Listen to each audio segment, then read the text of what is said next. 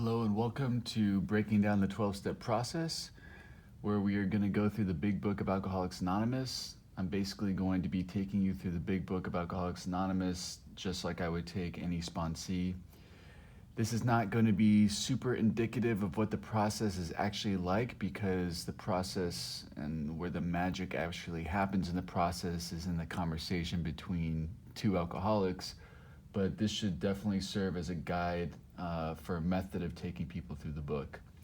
So, notice the book is closed. Before I even start taking anyone through the book, I ask them a really simple question, and the question is this: do you have a problem with the word God? Now, it's not, do you believe in God? Do you have faith in God? Do you think God exists? But do you actually have a problem with the word God? If you do, that's cool. You're not alone. A lot of us had a problem with the word God. Some of us still have a problem with the word God. Typically, our problems with the word God either came from being over inundated with the subject as children by people who later we look back and judge their character flaws and thought, how could that person be even talking about God? Sometimes it's looking at people out in the world who claim to be godly and we're also judging their character flaws. Sometimes it's about, wars that are happening in the world in the name of God or in the name of religion. There's just a bunch of stuff that goes on in the world that tests our concept or belief in God, which sometimes leaves a bad taste in our mouths. Sometimes our faith is tested by tragedy that's happened in our life, and we constantly ask ourselves, how could there be a God in this world if all this shit is happening to me? So the reason why I'm asking you if you have a problem with the word God is because we're going to write that word in this book, and the word is written in this book by the people who wrote the book as well. Now, for me personally, my God is not affiliated with any particular religion, so that is not the place that I'm coming from when I use the word God. The reason why I use the word God is purely out of convenience. It's a 3-letter word. It's 1 syllable. It's easy to say. It's easy to write. And the word in and of itself is broad enough that it can mean so many different things. There's no definitive definition of God, so I can attach whatever I want to it. So basically, how I'd like you to picture it, if you can, is God is not the painting itself. God is purely the canvas. That's it. It's blank. And a lot of times we walk into Alcoholics Anonymous where a canvas is just filled. It's filled with nonsense. It's filled with colors that don't go. It's filled with just an ugly mess. And there's no space for anything else. So what I'm asking you to do with this word is basically just grab a new canvas. Be open-minded. Try not to affiliate the word itself, because it is just a word with any preconception of what you ever thought it was. And let's just try to walk into this with a clean slate, okay? So, I'm going to open up the book. The very first thing that I have written is a version of the set-aside prayer that I really like a lot. The things that I have written in my book, I hope that you write them in your book too. It's really good to have a pen and a highlighter handy during this process, because we're going to be doing a lot of underlining and highlighting. You can pause the video if you want to grab that now. Anyway, so the set-aside prayer. Anything that I have written in the book, I'm going to repeat 3 times, just so that you can get it down in your book.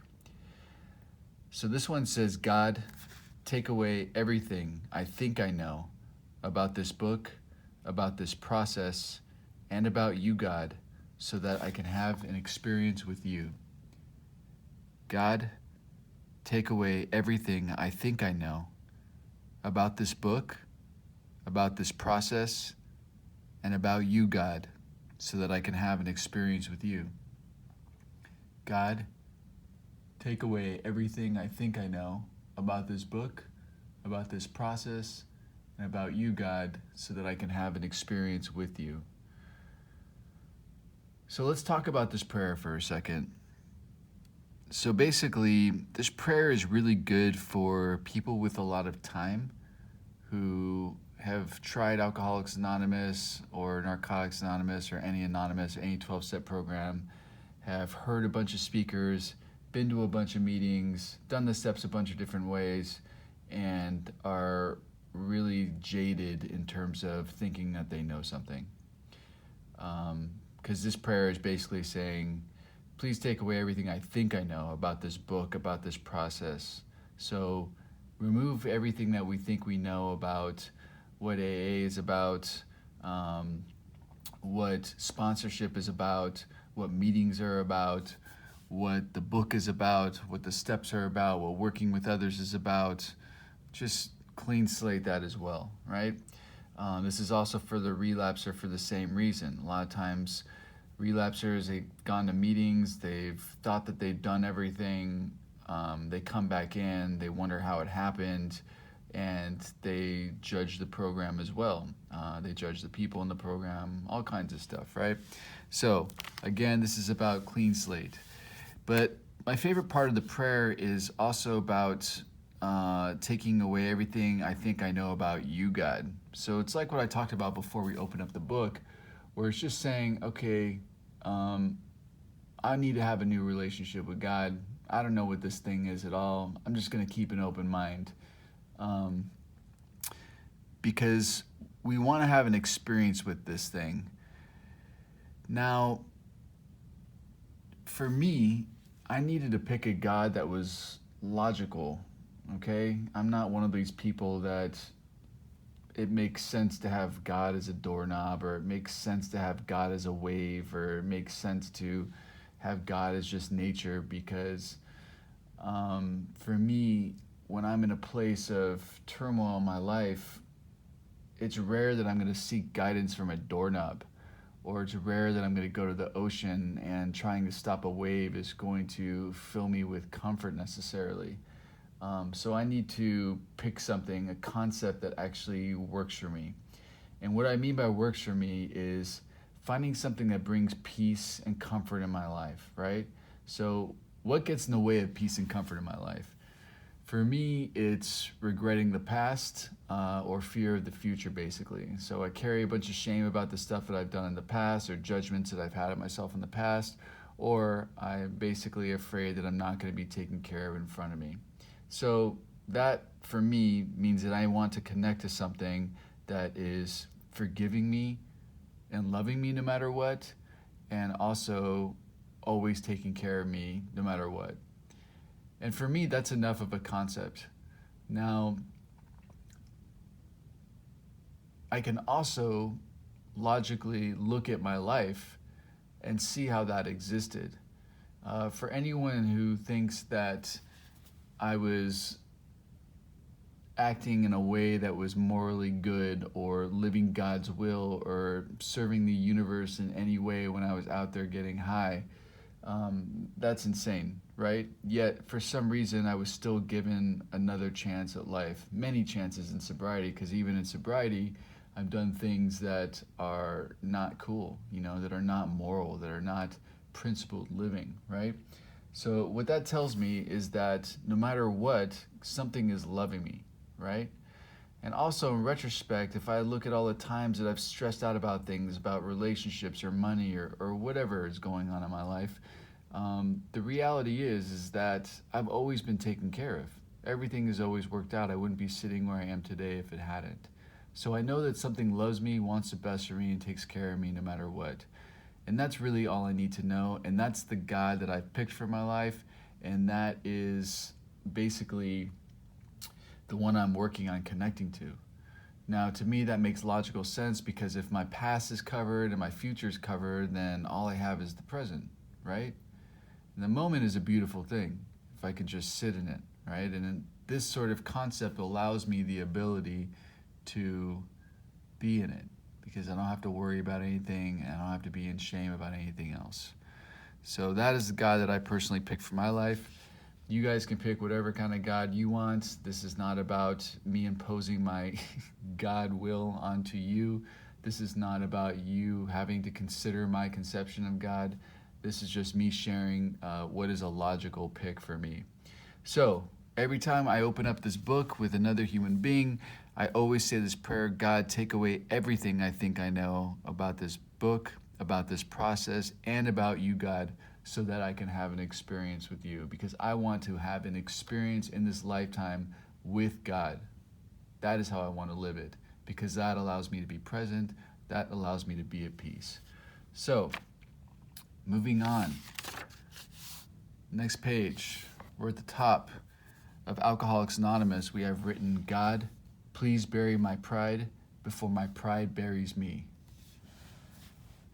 God, please bury my pride before my pride buries me.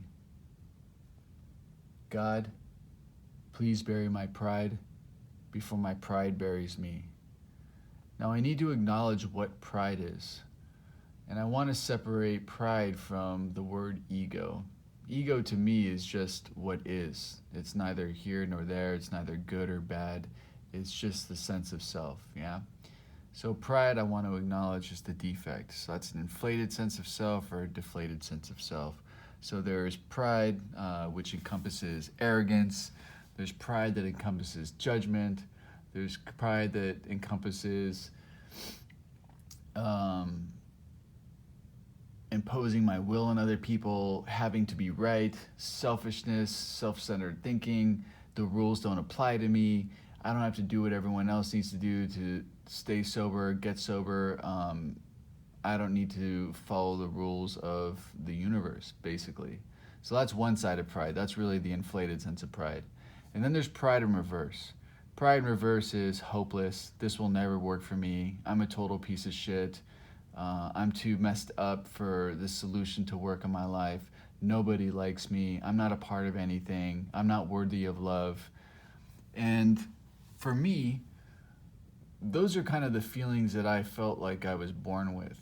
And in order to survive childhood, I couldn't survive that long thinking like that. So what my pride needed to do was it needed to overcompensate in the other direction.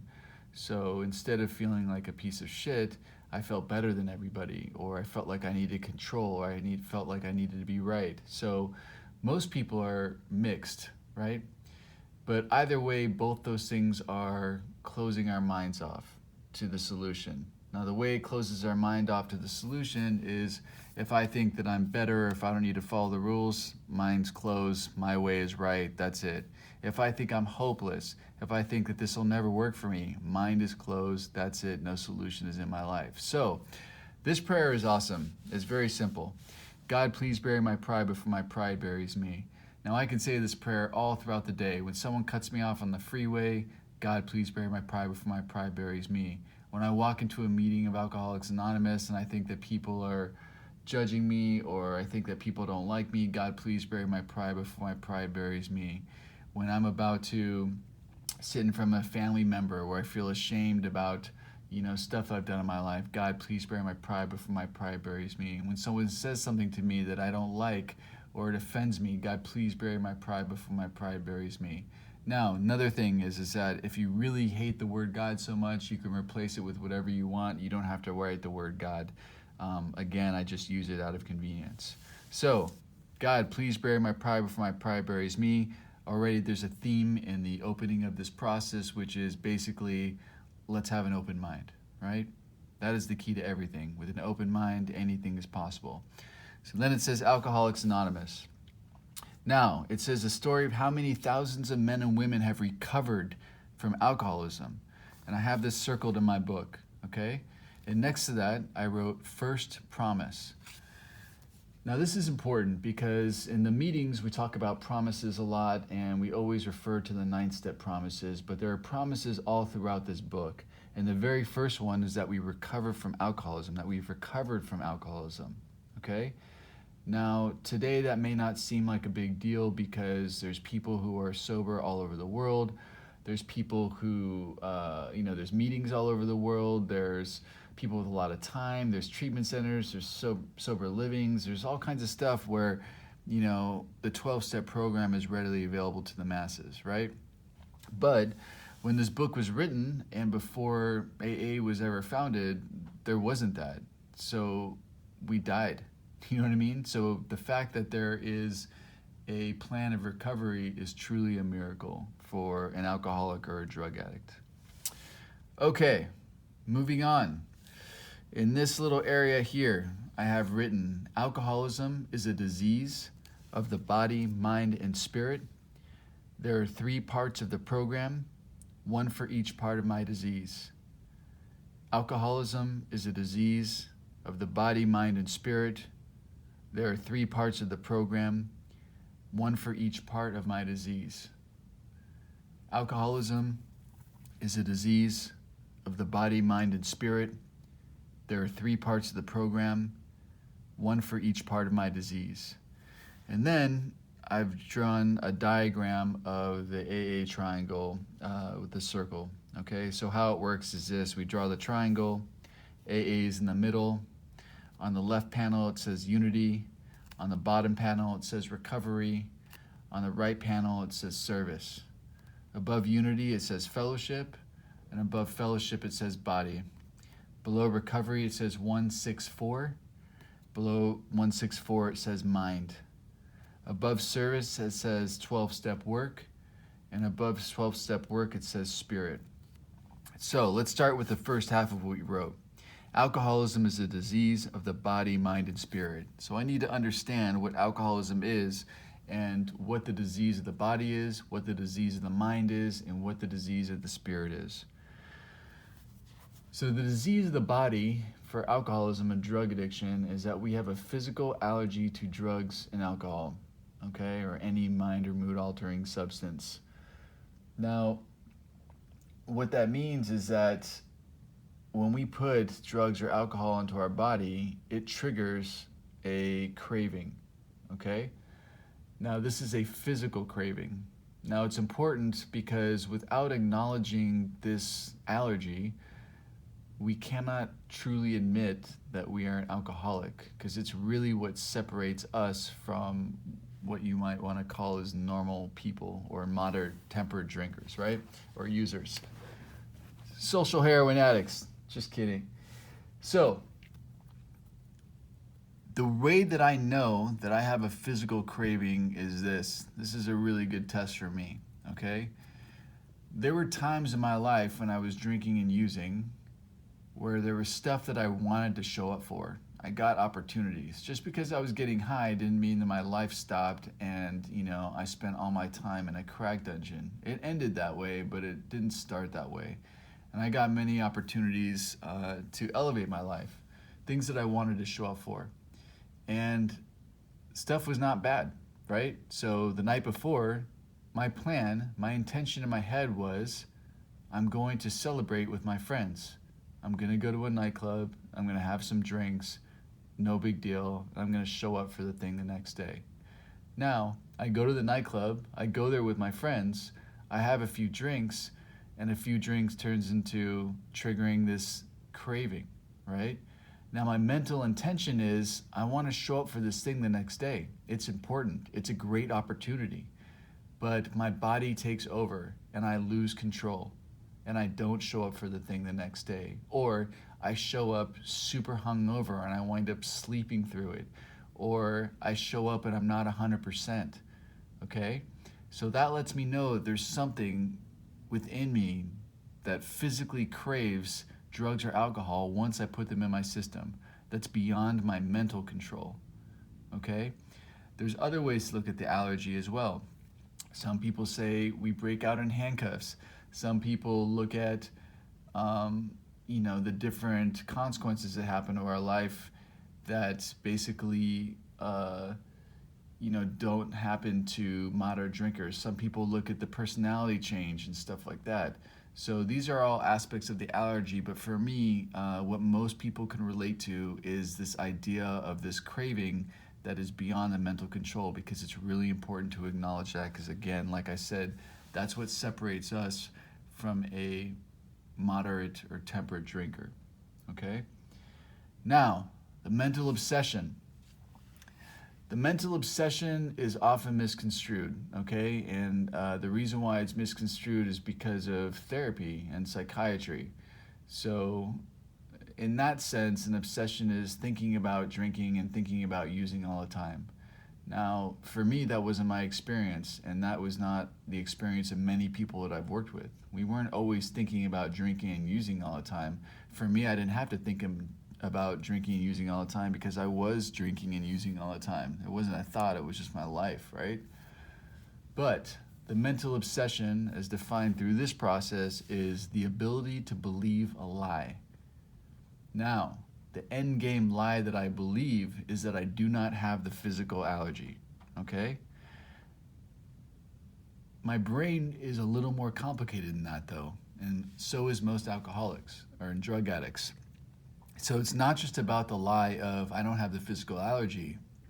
It's all the justifications and rationalizations that my brain comes up with to tell me that I don't have the allergy. Like, when I went to jail, it was selling drugs that was the problem. It wasn't the using drugs that was the problem. I was at the wrong place at the wrong time. It's those friends I always hang out with, they're the problem. Or I need to just stop smoking meth, but I can drink beer. Or look at that time in my life that I was able to put down meth and I just smoked weed and all was cool. You know, I definitely can control my stuff.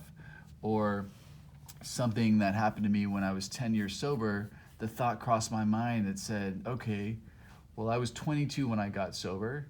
I was really young. If I look at 22-year-olds today, they're all partying. 22 years old was just like 3 years after me and my mother tried to kill ourselves together, so there was some trauma in my life. And when I got sober, it was really easy for me. Like the mental obsession and the craving was just really removed quickly, right? So maybe it was just a phase. That's another way my brain lies to me. So this is sort of the inspiration for rigorous honesty and sobriety. Again, rigorous honesty is an evolutionary process. It's not something that just happens. We don't get sober and we get honest. It's something that happens over time, and we really need to lean on other alcoholics who have a bit more clarity in the beginning of our sobriety in order to acquire this honesty. But the reason why it's so important is that if we don't start practicing honesty, then what we are practicing is a lie. And if we are practicing a lie, then that is our pattern of behavior and thinking. If that is our pattern of behavior and thinking, then that's what leads us to the idea of, or makes us capable of believing that we do not have the physical allergy, right? And then all of a sudden, you're at a wedding and everyone's toasting the bride and groom, and you have a glass of champagne in your hand and you realize, I don't even know how this happened after you've taken a sip. Or you plan some weird way of relapse or whatever. So the mental obsession is the ability to believe a lie, and that's something that we do sober, okay? It's what gets us back into drinking and using, which again triggers the physical allergy. The spirit, spiritual malady. Malady means illness, by the way, and this is one of my favorite things. So the spiritual malady is basically that voice in my head that tells me that I'm a piece of shit. I wake up in the morning and I automatically don't feel good enough. I automatically don't feel like I fit in this earth. I feel like everybody got this instructional manual about how to live life or be an adult, and I was just like missing all the important pages or didn't get that memo or whatever. It's that part that just makes me feel like a complete foreign alien on this planet and just not ever fitting in with anybody around me, okay?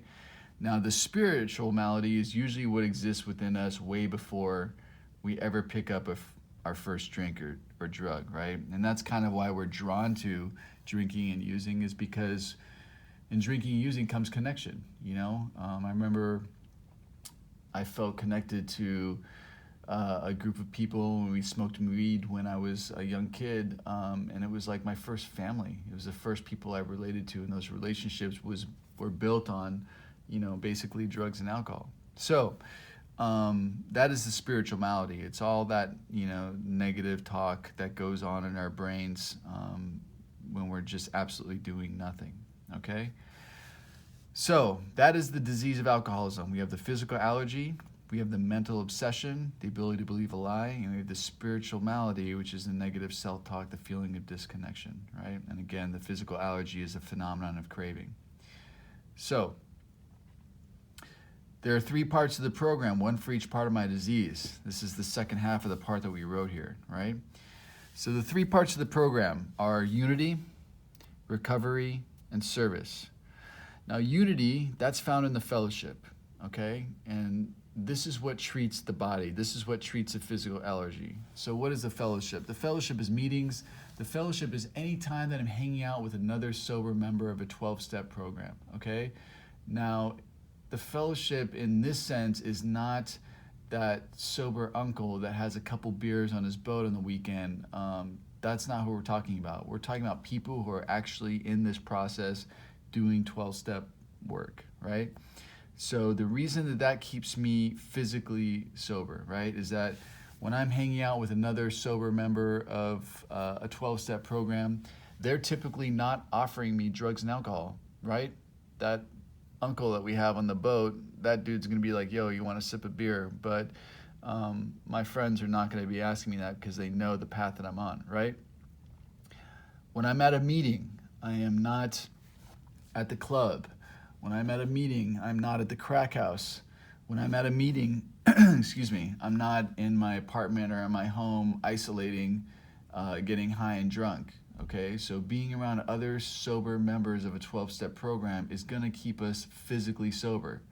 That's why it's so important for newcomers to go to as many meetings and to do the meetings in between the meetings and to hang out with people and go to coffee and fellowship and do as much as they can to hang out with other sober members of a 12-step program, is because that will help you stay physically sober long enough for you to, get some work and some time under your belt, right? But that's not the end all be all, because you can be physically sober and you can be absolutely out of your mind, right? So you'll see a lot of people who are going to a bunch of meetings who are crazy. And the reason why they're crazy is because they're not treating their mind. Now, the way we treat our mind is with recovery, okay? Now, the recovery is found in the first 164 pages of this book. That's where the steps are found. That's where this whole process is found, right? That's why I'm passing this message on, because this is a message of recovery. Now, a lot of people think that they go to meetings to find recovery. Sometimes you might. Sometimes someone might actually share some recovery. But sometimes you'll hear an opinion. Sometimes people share stuff that has nothing to do with recovery, but it'll sound like it has to do with recovery because they're speaking from a podium at a meeting of 12 steps. So, this message is in black and white. This is the original form of the message. So the message that we are doing in this process is the one that I feel the most comfortable conveying, because I know that it contains the recovery, because as we're going to read later on, it was written by 100 men and women who had recovered from alcoholism. So that is what treats the mind. So if you want to start being more sane and start living in reality, you need to treat your mind. Now, a lot of people say, okay, cool, you go to meetings, you're treating your body, you get a sponsor, you find them to take you through the steps, right? So you're treating your mind. So let's say you meet your sponsor one day a week. So you're staying physically sober every day because you're going to a meeting every day, but then you meet your sponsor once a week, okay? And that's one day a week that you're treating your mental obsession. There's 6 other days to be crazy. That's probably not going to work for you. And then they tell you, don't do any 12-step work because you're not ready. So don't treat your spirit, treat your mind once a week, and just go to a bunch of meetings. So that's where you have a bunch of people who are staying physically sober, who are out of their minds, and who feel like shit about themselves, okay, or feel hopeless. This process and the way the book was written, the recovery process, was not intended to work like that. So the way we treat our minds is in the first 164 pages of the book. The way that we treat our spirit, okay? And so the way that we perfect and enlarge our spiritual life, the way we connect to this higher power, to this creative intelligence, to the spirit of the universe, to God, whatever you want to call this thing, the way that we connect and access the power of it. Because again, if we admit that we have the physical allergy, we admit that we're powerless, so we need to get the power from somewhere, is through service, okay? Now, service goes across the board, right? Because it's about practicing these principles in all our affairs. Helping old ladies across the street, that's not sexism. We can help old men across the street too, it doesn't matter. Um, Being kind and loving to people, saying hello to the gas station attendant, checking to see how people are, that's all fine and dandy, right? So that's the kind of person that we want to grow into being. But the most efficient form of service for an alcoholic or a drug addict is taking people through the book, 12-step work, okay? Now, the reason why this is the most efficient is this. In order to find people to take through the book, I need to be at meetings. So I need to be treating the body, right? And then every single time that I take someone through the book, I am also in the book. So I'm treating the mind. And I need to stay ahead of those people in the book. So I need to continue working with somebody. So continue to treat the mind, right? So this gives me an opportunity to treat my spirit, to treat my mind, and to treat my body every single day. In fact, multiple times a day. And that's how I attack this program, is basically when I was first illuminated to this idea, I just started talking to as many people as I possibly could. I started going to a bunch of meetings to try to find people to work with. I started fellowshipping a bunch just to like build rapport with people, and I was really aggressive about it, you know. But I did it in a way where I wasn't like obviously aggressive. So I would just sort of talk about even the circle and triangle because this was a revelation to me, right? I didn't realize that the way I connected God or to this thing was through working with other people. I didn't realize that, you know, the mental obsession was the ability to believe a lie, you know?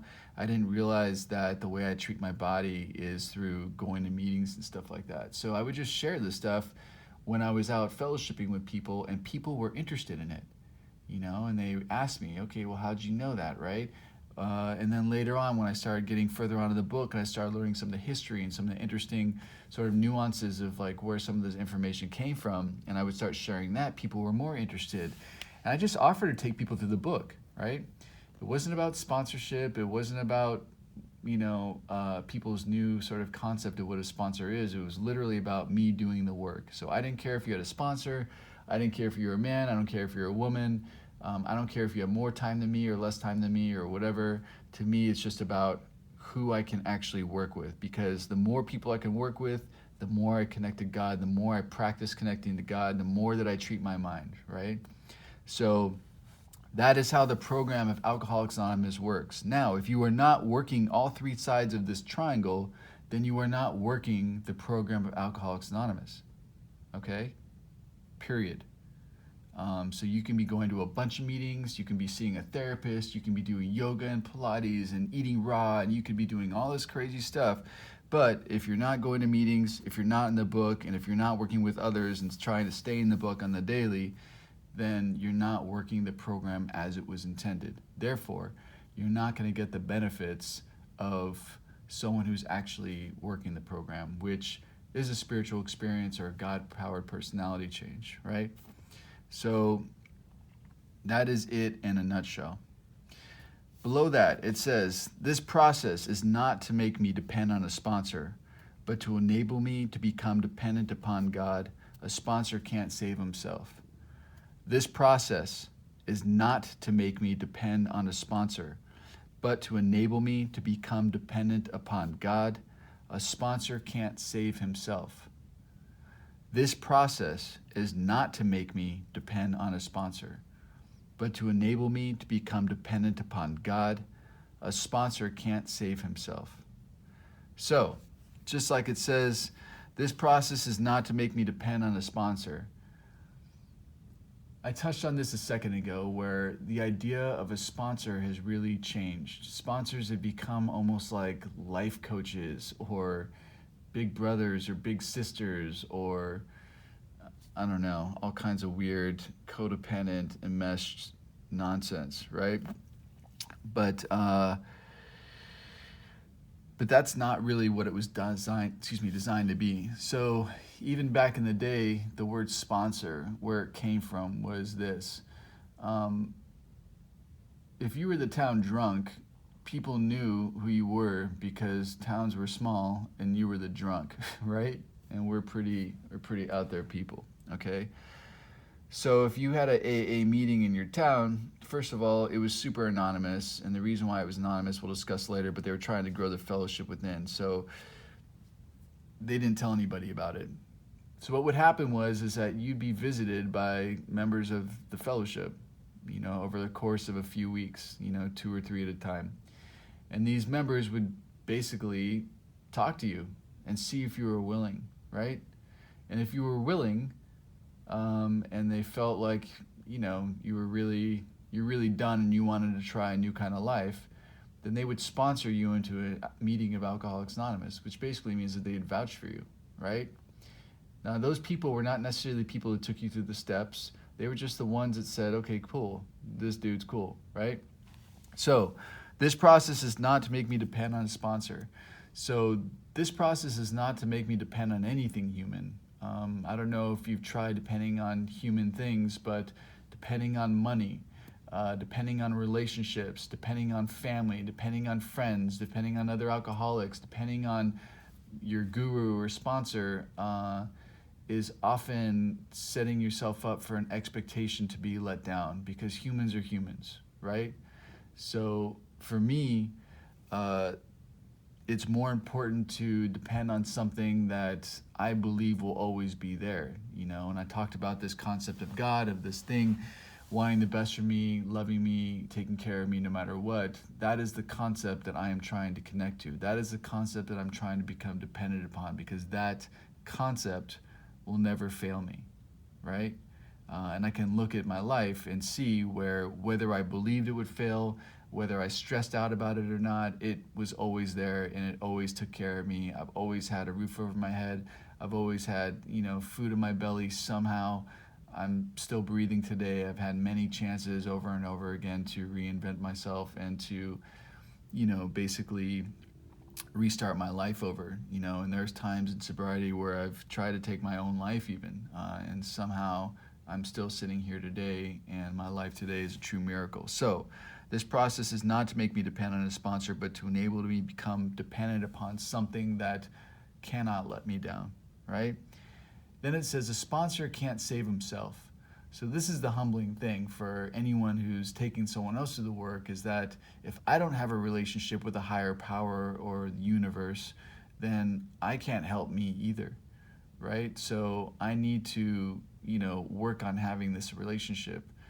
So that's what this is about. It's really about, not placing myself in an authoritative sort of position in anyone's life, not placing myself in sort of a guru position in anyone's life.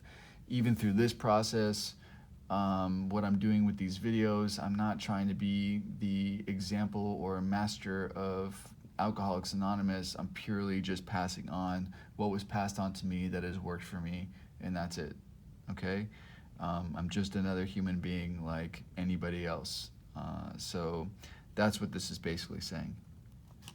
Moving on. The table of contents. So, people are going to have different interpretations of this, and I'm just going to pass on the interpretation that was passed on to me, okay? So the table of contents, I have it marked up to basically decipher what steps I'm on when I'm reading what chapters, and that's for people who are really concerned with, like, what step are you on? So this will tell you, right? So what I have is around the doctor's opinion and Bill's story. I have a bracket around that, and it says step 1. And across from that, it says powerlessness, because step 1 is really about discovering powerlessness, right? Around there is a solution, more about alcoholism and we agnostics. I have a bracket around that. And next to that, I have step 2. And next to that, I have the solution, right? Because step 2 is about the solution. Around how it works, into action, and working with others. Through that, I have steps 3 through 12. I have a bracket around there that says steps 3 through 12. To the wives, to the family afterward, to the employers, and a vision for you. I have a bracket around those chapters, and it says they all work together. And across from working with others, to kind of fit how it works to a vision for you, I have daily practice, okay? So, if you want to know where you're at in the steps in the book, this is where you'll find it, okay? Now, even though this book was not written solely by Bill Wilson, which a lot of people think, and we'll discuss that a little bit later, it was modeled after Bill Wilson's 12-step experience, all right? So the first thing that happened for Bill Wilson was he met Dr. Silkworth, and Dr. Silkworth gave the doctor's opinion to Bill, right? And the doctor's opinion was this, that we have a physical allergy to drugs and alcohol, and that we have a mind that lies to us, and that only some sort of spiritual experience can help us, okay? Now, Bill learned this stuff. He learned it in the summer of 1933, but he didn't get sober until December 11th of 1934. So what that means is that self-knowledge doesn't mean shit, right? So he learned all this stuff, but it didn't keep him sober. The next thing that happened for Bill was he was visited by a friend of his, Ebby Thatcher, okay? And Ebby Thatcher told Bill Ebby's story of how he got sober. So we don't have Ebby's story in here, but we have Bill's story. So we get a personal account of how we stay sober, right? So Bill and Ebby are talking, and Ebby's basically like, there's a solution to Bill. Bill's like, what's the solution? Ebby says, well, you got to find God. You got to find Jesus. And Bill, like a good alcoholic or just like a good, educated, skeptical human being, was basically like, F that, I'm not down with Jesus, bro. But you can keep talking because I've got a bunch of alcohol in the house and I'm going to keep drinking while you keep fucking ranting about Jesus, okay? So, Ebby saw that there was a brick wall that he was facing, right? So what he decided to do was he decided to talk to Bill more about alcoholism. So we have a chapter more about alcoholism. The reason why Ebby did this was he decided, like, okay, cool, Bill's not down with this whole religious stuff, but maybe if I talk to him more about alcoholism, he'll get back to relating, I can soften him up again, whatever, right? So he decides to talk to him more about alcoholism. Now, in the end, we need to have a relationship with a power greater than ourselves, okay? So that was always going to be the wall that we faced. So we have a whole chapter on that, you know? The chapter is called We Agnostics. Now, means without, Gnostic means knowledge, okay? So an agnostic is someone who can't believe in God or doesn't have faith in God because they don't know whether or not God exists or not, okay? Most people are agnostic. Now, a lot of people claim atheism. I've met a lot of people who claimed atheism. Truth be told, I've never actually met a real atheist, okay? I've met a lot of people who claim to be atheists who just don't like the word God, who don't want to be affiliated with any religion, but still believe in something bigger than themselves or believe in something, right? Sometimes it's just the own power of their mind. Sometimes it's principles. Sometimes it's the idea of integrity. It's something, but there is a belief in something. They just don't want to call it God. They just attach the word God to this idea of some dude sitting in the sky, you know, judging them and looking down upon them and just, you know, using all of us like chess pieces and blah, blah, blah, and, you know, all that stuff. So if you do ever happen to work with an atheist, the dude who took me through the book said something really clever to me. And basically what he said was, look, it takes the same amount of faith to believe someone, it takes the same amount of faith to be an atheist, which is someone who says there is no God, as it does to be someone who believes in God. So if whatever you're doing is not working for you, why don't you just try to flip the script? You're already using that muscle of faith. Just put it in a different direction. That's it. And I was like, oh, cool. All right. So, we agnostics, that is indicative of the discussion that Ebby and Bill are having. Bill's getting more drunk. Ebby's getting more frustrated with Bill. And finally, Ebby's just like, you know what, dude? Just come up with your own idea of a higher power. And even though Ebby said this out of complete frustration, it was basically like a revelation for Bill. He was like, oh, I can do that, you know? So with that, he had a crack of open-mindedness, right? And with that open-mindedness came a little bit of willingness to try something else. And that's why we have steps 3 through 12 and how it works into action and working with others, right? So he was willing to press on, right? He was willing to turn his will and life over to care of this thing that he's, thought of. He was willing to do an inventory. He was willing to read it to somebody. He's willing to, have these defects removed from him. He was willing to make amends. He was willing to continue that in his daily practice. He was willing to investigate prayer and meditation with Henrietta Seiderling, who, basically taught him and Bob how to do that. We'll get into that later. And then, of course, working with others. So the working with others thing happened immediately. He wasn't 6 months sober when he started working with others. He didn't have a vast working knowledge of the 12 steps because the 12 steps didn't even exist. He got right into working with other people, okay? The chapters to the wives, the family afterward, to the employers, those are actually written to those people, but they're symbolic of something, and this is why this is all encompassed in daily practice. The symbolism is this. Alcoholics Anonymous, the 12-step program, Narcotics Anonymous, all these Anonymouses, they're not really about going to meetings and being the poster child of those meetings and then going out and, flipping off any person that cuts you off on the road, or going out and beating your spouse, or going out and, not showing up for work, or mouthing off to your boss, or treating your employees like crap. It's really about what person we bring to our spouses, what person we bring into the family, what person we bring into the workplace, right? Because we want to practice these newfound principles. And I say practice because it's a process. This is not like oh my God, I'm getting sober now, I need to be perfect. But we need to practice this stuff to the best of our ability in these areas. And that's what the 12-step program is really about. It's about the person that we bring out into the world, okay? And a vision for you is basically a summation of what we get to look like when we do that, all right? Okay, moving on. Woo! We're at the preface, guys. We're getting into it. We're probably not going to finish the preface today. We got 13 minutes left. So, at the top of the page, what I have written is, the 12 steps are a finger or guide to get the principles and the power from God. The book is not to be worshipped like other human resources, only my God.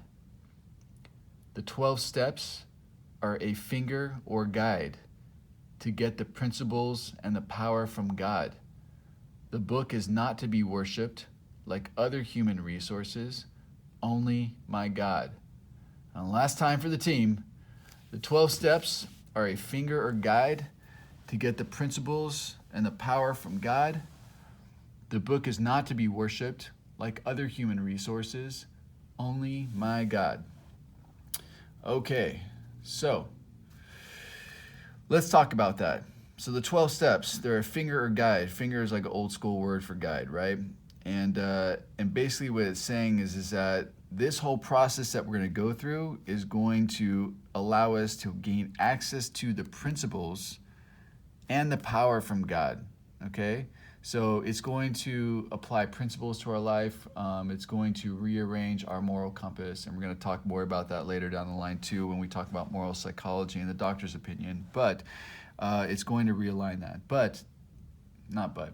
Most importantly, it's going to give us access to the power of God, okay? And to me, that is the most exciting part of this, is that, okay, cool, lack of power is my dilemma. I'm powerless over drugs and alcohol. I'm powerless over people, places, and things.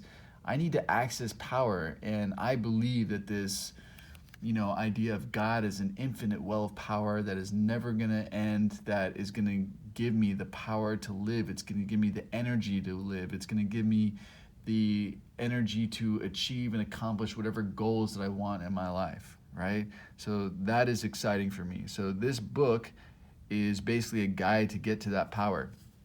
It also says, this book is not to be worshipped like other human resources. So it's just a book. It's just a guide, all right? I remember as a kid being raised Jewish, like if you dropped a Siddur, which is our prayer book, like you had to kiss it, like it was like some crazy weird thing.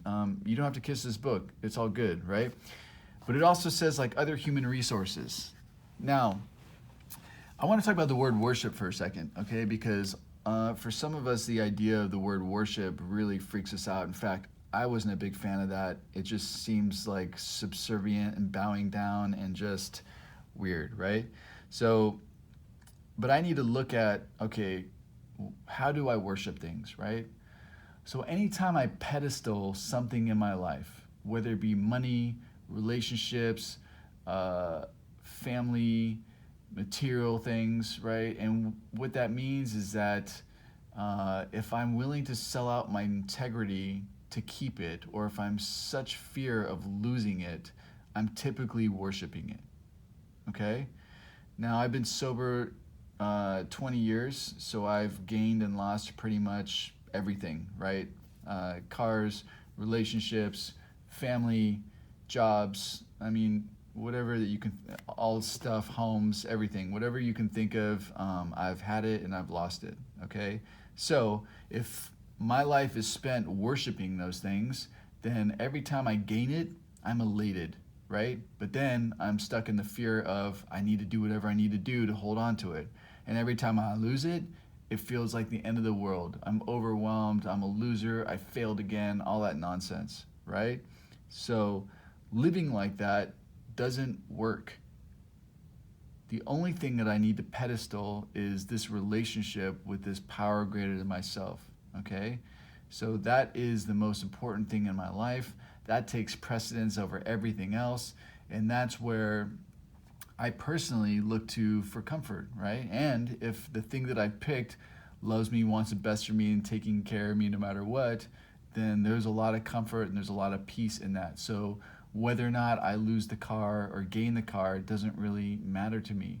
Whether or not I have lots of money in the account or very little money in the account, it doesn't matter to me because I know that I'm always taken care of. The relationships with people, I don't have to hold on to them so tightly, which means that there's not this like desperate drive to do things that winds up eventually pushing people away, because I'm there to love and support you. I'm in there to, want the best for you unconditionally, which means that, you can do whatever you want and it's all good. It makes me happy, and to me, that is part of what love is about, and that's something that this program has definitely taught me. Okay, so moving on from this. Preface. It says this is the 4th edition of the book Alcoholics Anonymous. The first edition appeared in April of 1939, and in the following 16 years, more than 300,000 copies went into circulation. The second edition, published in 1955, reached a total of more than 1,150,500 copies. The third edition, which came off press in 1976, achieved a circulation of approximately 19,550,000 in all formats. So, what does this paragraph mean to you? And this is something I always ask people that I work with. And basically what it means is that this program works. And so I put a bracket around this, and I wrote this works, right? How does it mean that? Well, if the books didn't sell, then it wouldn't work. I mean, let me take that back. If it didn't work, the books wouldn't sell, right? That's what I meant to say. So the fact that this, book sale has gone up exponentially over these years and continues to grow means that there's something special in this book, right? That means that there's something about this program that actually does work, okay? Next, it says, because this book has become the basic text, and we're going to underline basic text. Now, basic text. Basically, this book is calling itself a textbook. Now, there's a reason why it's calling itself that. Textbooks are typically found in school in America. This book was written in America, right? This is before Amazon Prime and all that nonsense we got today. But you call a textbook. So in schools, you've got two major roles. You have teachers and you have students. So by this book calling itself a textbook, it's acknowledging that it needs to be worked in a specific way. It needs to be taught and it needs to be studied, which means there needs to be a teacher and there needs to be a student. Which saying that it's not a novel. It's not a book that you just have by your bedside and you pick up and you start reading and you're going to get everything that it has to offer. It needs to be taught to you by someone who has the knowledge of how to teach it, you know? Just like even in this sentence, someone who just picked up this book probably wouldn't think to underline basic text and discuss how it's supposed to be taught. But because that was passed on to me, I know that now, right? So, this book has become the basic text for our society and has helped such large numbers of alcoholic men and women to recovery. And we're going to underline the word recovery. And in the margin, we're going to write promise of recovery. So this book is a textbook. That means that it needs to be taught and needs to be studied. And this book helps a lot of men and women to recovery. It says there exists strong sentiment against any radical changes being made in it. So what that means is that, okay, cool, it works so well that we haven't messed with it since 1939. If the wheel ain't broke, don't fix it. Woo! Okay. So it says, therefore, the first portion of this volume describing the AA recovery program has been left largely untouched in the course of revisions made for the second, third, and fourth editions. The section called The Doctor's Opinion has been kept intact, just as it was originally written in 1939 by the late Dr. William Duncan Silkworth, our society's great medical benefactor. Okay, so I highlighted this whole paragraph. When I'm working with someone, I'm always ask them, because we're doing a little quiz time, what did you get out of this paragraph? What are the three main lessons? The three main lessons that I'm typically looking for are, okay, cool, it's a textbook, which means teacher-student, means it needs to be taught, needs to be studied, that this book promises us recovery, and that it works so well that we haven't messed with it since 1939. If they answer that, then they got it, and it's time to move on. Okay, so the next three paragraphs in this book are probably like the most boring paragraphs ever written in any book ever, and they kind of remind me of like the tedious nonsense that you would hear at an AA business meeting trying to discuss what kind of coffee machine you want to have in your meeting hall. And basically what these three paragraphs say is this. When AA got started, it was composed of mostly men who were in their 50s to 60s. Most of them were white, and they were Christian, and they were businessmen, and a lot of them had a lot of money, right? Now, when I got sober, I was a 22-year-old, basically homeless, Mexican, Filipino, Chinese Jew who liked to smoke a bunch of meth, right? Now, the stories in the back of the book, okay? They were stories of these dudes who started the program of Alcoholics Anonymous, and they were these old white dudes, okay? Now, back in the day, the stories in the back of the book were almost like representative of a speaker at a meeting. So you get the book, you read a story in the back of the book, you'd see if you relate, and if you related, you're like, oh, cool, yeah, I'm down to check that out, or maybe that program will work for me, right? So as a 22-year-old Mexican, Filipino, Chinese meth smoking dude, I would have read one of those stories and been like, that's a bunch of crusty old men, and I can't relate to anything that they say. So I probably would not have come into Alcoholics Anonymous based on the stories in the back of the book, right?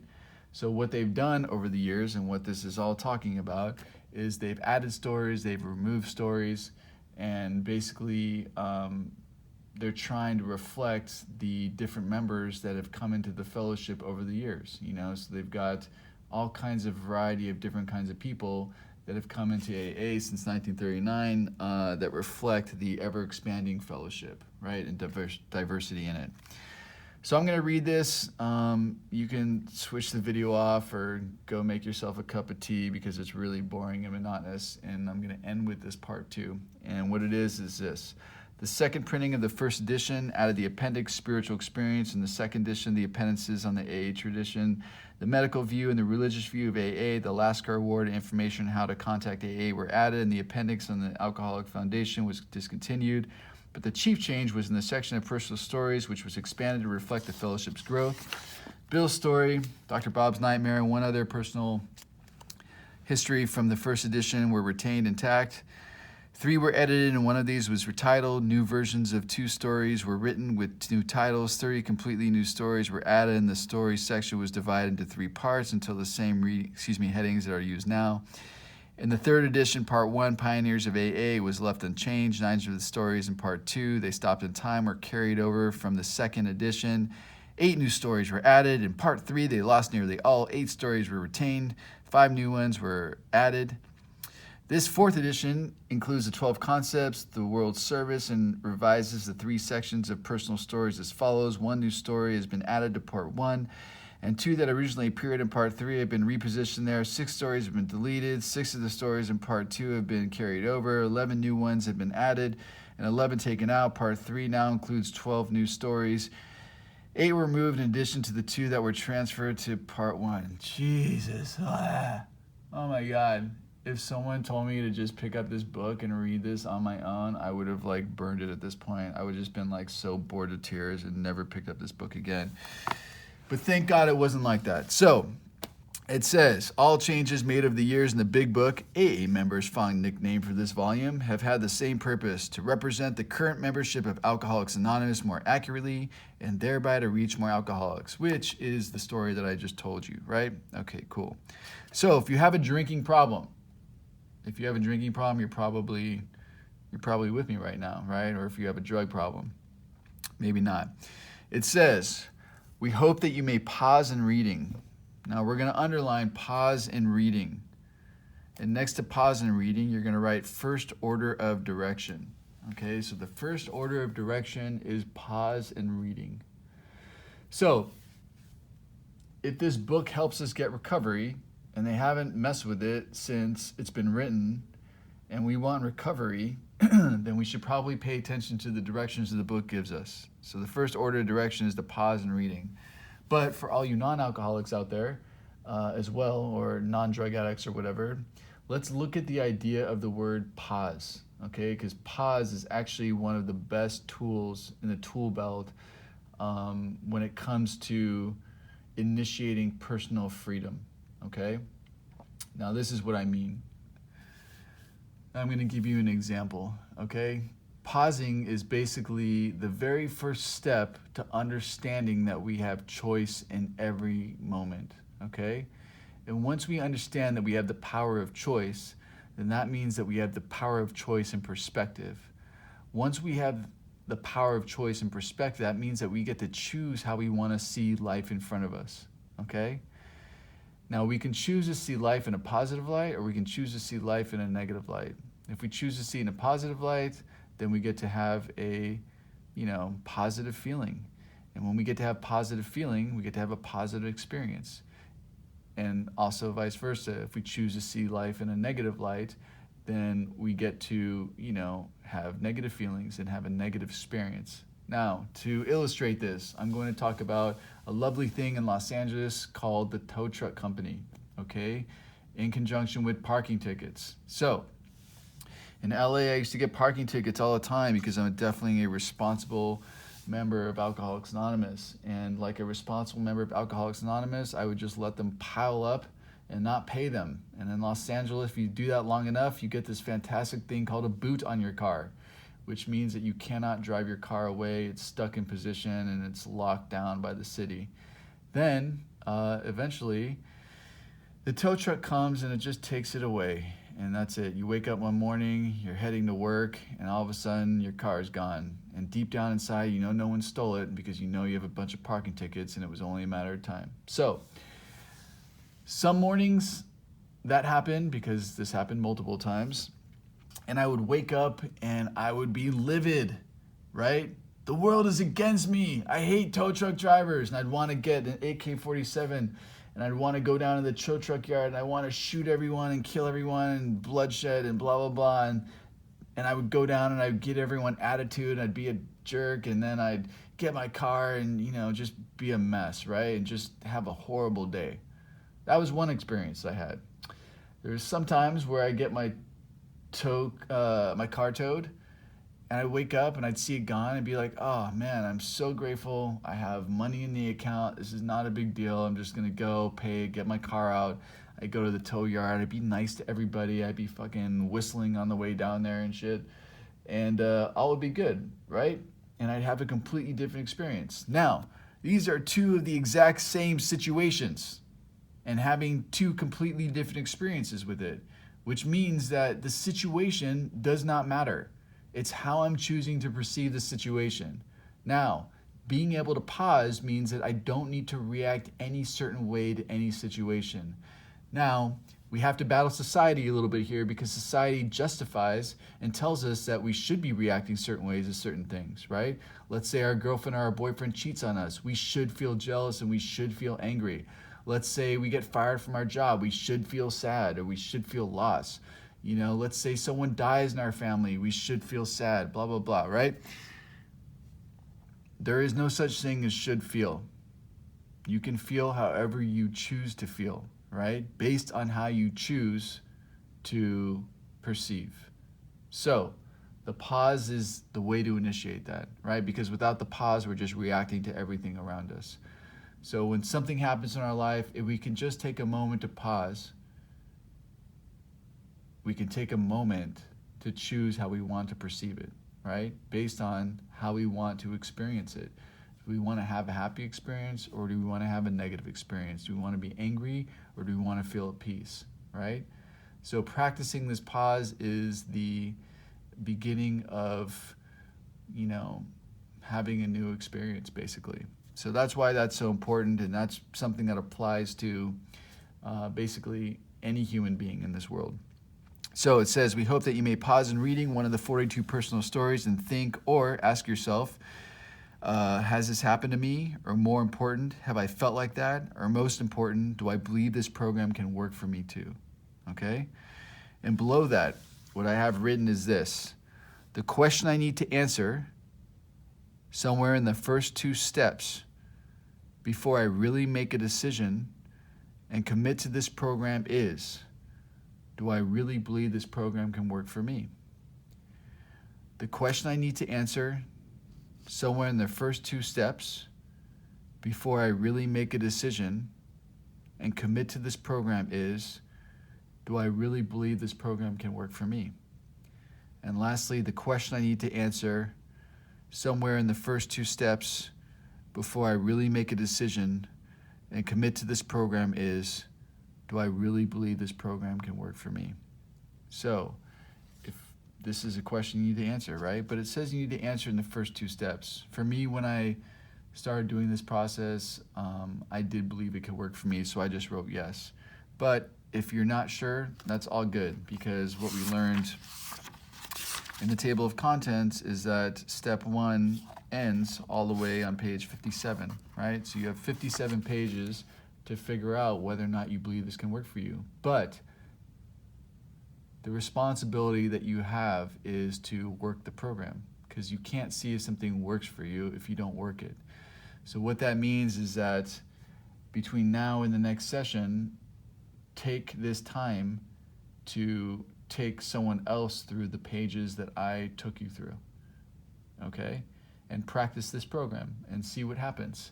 See what happens in your life when you do so, okay? So the last thing that I forgot to tell you was I highlighted from, we hope that you may pause in reading one of the 42 personal stories and think, yes, that has happened to me, or more important, yes, I felt like that, or most important, yes, I believe this yes, I believe this program can work for me too. So again, I hope that this was a interesting and enlightening introduction for you, and I hope that you return for the next session. Also, again, I just want to remind you, this is a process to take other people through the book, so I hope that between now and the next session, you are able to pack in as many people as you possibly can. Again, you don't have to have a lot of time, you don't have to have a lot of experience, you just have to do your best to, carry the message that was just carried to you through this process. Thanks for watching.